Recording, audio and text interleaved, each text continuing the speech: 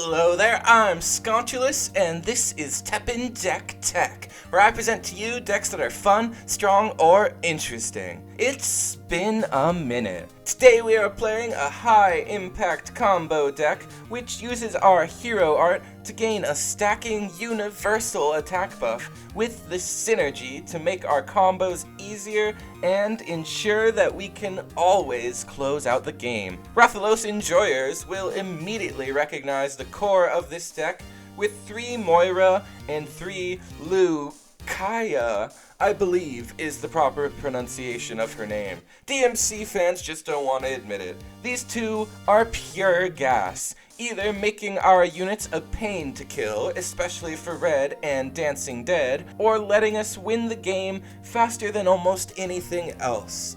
Lucia is the much stronger of the two, but a bit riskier. Where we differ from the big Wrath deck is that we don't play, and really shouldn't play, Laura, who is much riskier without Blazing Wall, so instead we play our own unique card, Mika. The biggest payoff for Celestial at the moment, a single growth play makes her a 5/6 with either shield or agility, then you pop hero art, and Mika pops a unit on board.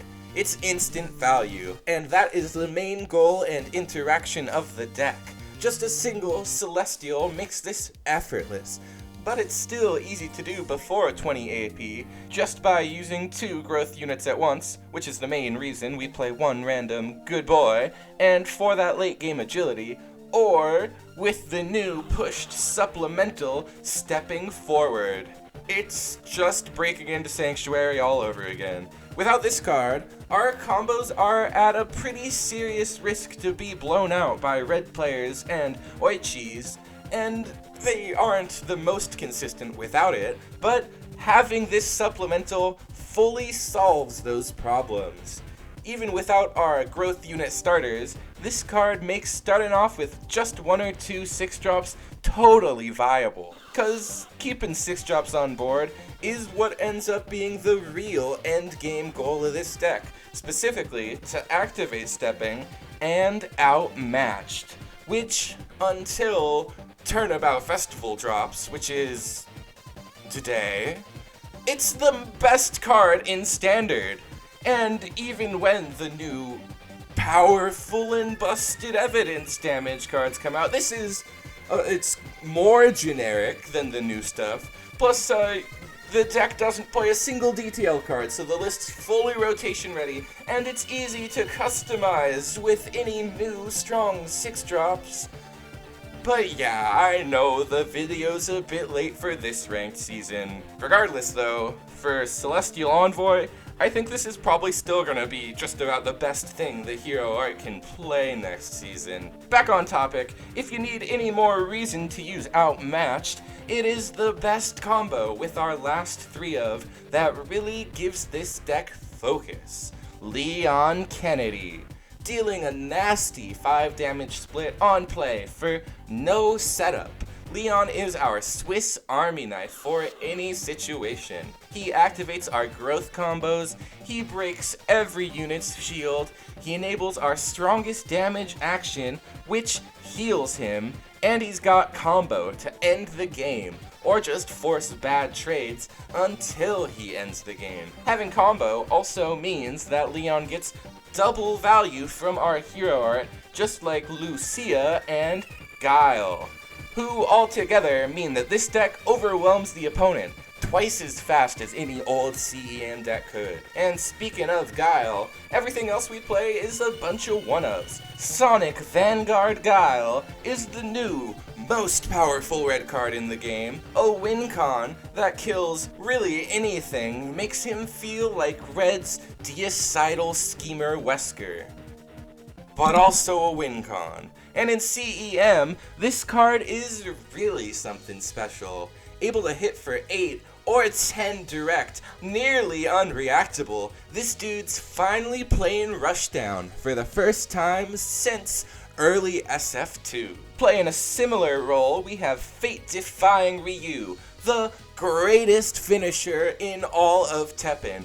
even with Guile newly released. And you don't even need a high action count to finish the game. Just something as simple as sniping off a low health unit, using a 4 or a 5 attack Ryu to put that agility pressure on another lane, and you will find very few decks that can beat that clock.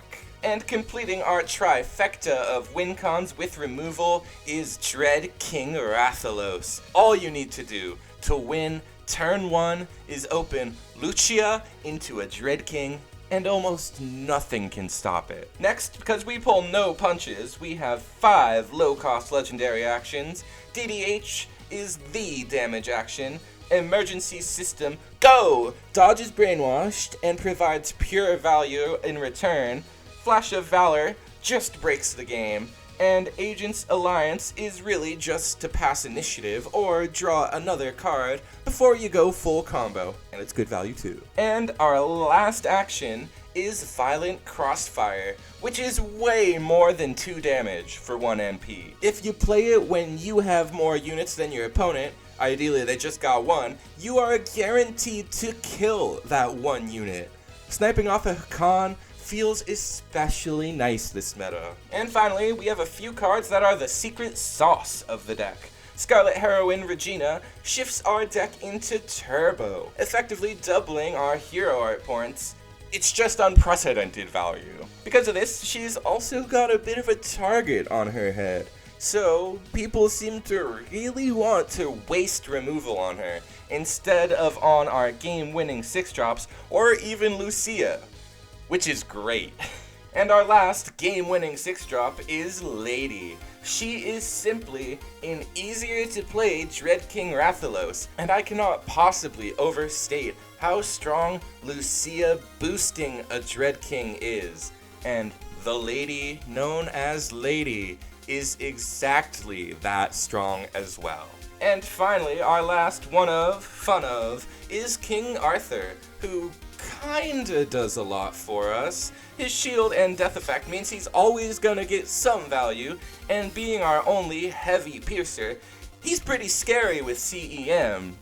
The thing is, he could really just be anything else. I would personally replace him with a second lady after testing this all season. Arthur, though, is just too cool not to show off this one time. Here's a deck QR for you, and with all that said, let's get into it. Game 1, we are up against the Revenge of the Revenge. This deck just got legacy support, and is just about as fully formed as you could ask a Revenge deck to be. We're still on our first wave, so hopefully we can stack up against a deck that just got it all.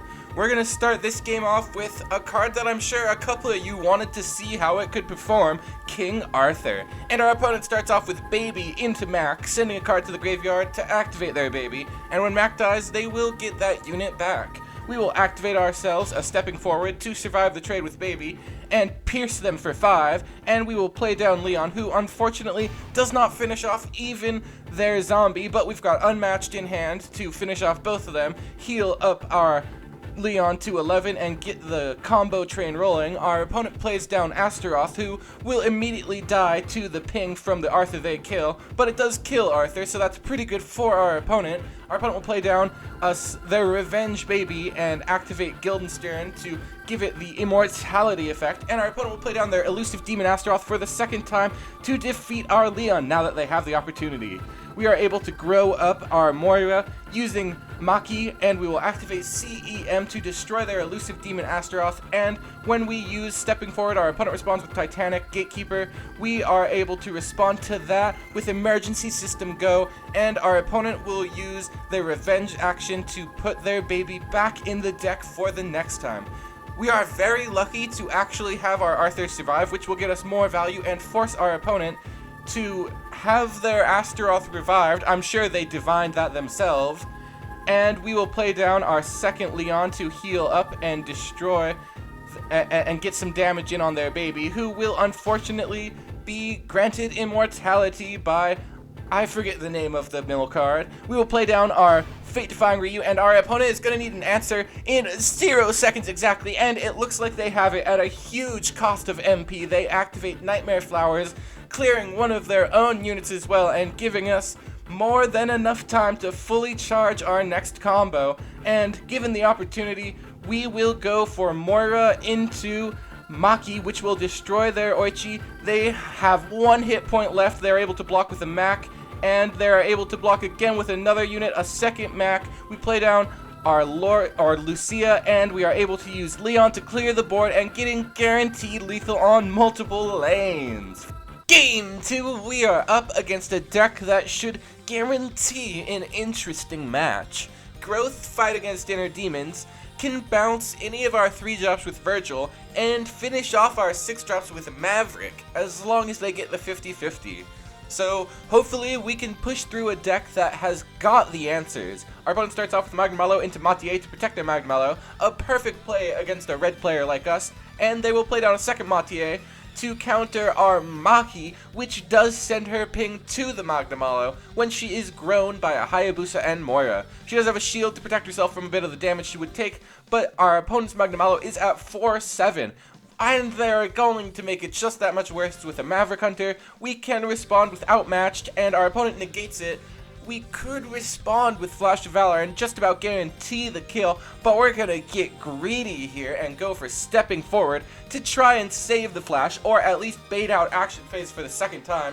And we will activate the second stepping forward to guarantee that our Maki clears the trade with no effort on her behalf. We are able to clear our opponent's Kodiro Kanjo, and we will activate CEM for the first time, which our opponent is able to block both of our units using Lilith before she gets her third effect, so it's not a huge problem for us. They're down to 27, we're down to 19.